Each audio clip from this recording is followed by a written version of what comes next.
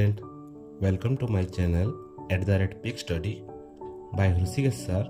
ଆଜି ଆମେ ପଢ଼ିବା ଏକ ଦୁଇ ଏକବିଷ୍ଟ ସଂଖ୍ୟାର ବର୍ଗ କିପରି ଅତି ସରଳ ମାଧ୍ୟମରେ ନିରୂପଣ କରିପାରିବା। ଏଠାରେ ଦେଖ ଗୋଟିଏ ସଂଖ୍ୟା ଅଛି 13। 13ର ବର୍ଗ 169 ଆମେ ସମସ୍ତେ ଜାଣିଛୁ, ମାତ୍ର ଆକୁ ଆମେ ଅତି ସହଜ ଭାବରେ କିପରି ଆମେ କରିପାରିବା। ତ 13ର ଦେଖିବା ଏକ ଘରେ କେତେ ଅଛି। ଏକ ଘରେ 3 ଅଛି, ତ ଏକ ଘରେ 3 ଥିବାରୁ ତାର ବର୍ଗ ହେଲା 9। 10 ଘର ଅଙ୍କ, ଏକ ଘର ଅଙ୍କ ଏବଂ ଏଇ ଯେଉଁ ଘାତ 2 ଅଛି ସେଇ ତିନୋଟିକୁ ଏକା ସାଙ୍ଗରେ ଗୁଣିବା। 1 3 3, 3 2 6।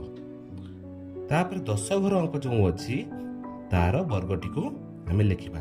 1 ଅଛି, 1ର ବର୍ଗ 1, ତାହେଲେ 13ର ବର୍ଗ 169 ହେଲା। ତ ଆମେ ଆଉ ଗୋଟେ ସଂଖ୍ୟାର ଉଦାହରଣ ନେଇ ମନେକର ସଂଖ୍ୟାଟି ଅଛି 22। 22ର ବର୍ଗ ନିରୂପଣ କରିବା ସମୟରେ ଏକ ଘର ଅଙ୍କ ଅଛି 2, ତ 2ର ବର୍ଗ ଲେଖିବା। 2ର ବର୍ଗ 4। ତାପରେ 10 ଘର ଅଙ୍କ, ଏକ ଘର ଅଙ୍କ ଆଉ ଘାତ 2 ତିନୋଟିକୁ ଏକା ସାଙ୍ଗରେ ଗୁଣିବା। 2 2 4, 2 8। 10 ଘର ଅଙ୍କ ଯେଉଁ ଅଛି ତାର ବର୍ଗ ନିରୂପଣ କରିବା। 2 2 4।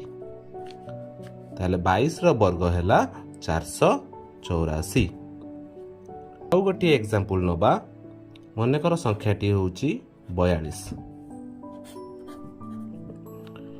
ଏକ ଘରେ ଅଛି 2, 2ର ବର୍ଗ ଲେଖିବା 4। 10 ଘର ଅଙ୍କ, ଏକ ଘର ଅଙ୍କ ଓ 2 ଏକା ସାଙ୍ଗରେ ତିନୋଟିକୁ ଗୁଣିବା। 4 2 8, 8 2 16। 16ରୁ 6 ହାତ ରଖିଲା 1। 4ର ବର୍ଗ ହେଉଛି 4 4 16, 16 1 17। 42ର ବର୍ଗ ହେଲା 1764। ଏହିଭଳି କିଛି ସର୍ଟକଟ୍ ଜାଣିବା ପାଇଁ ମୋ ଚ୍ୟାନେଲକୁ ସବସ୍କ୍ରାଇବ୍ କର।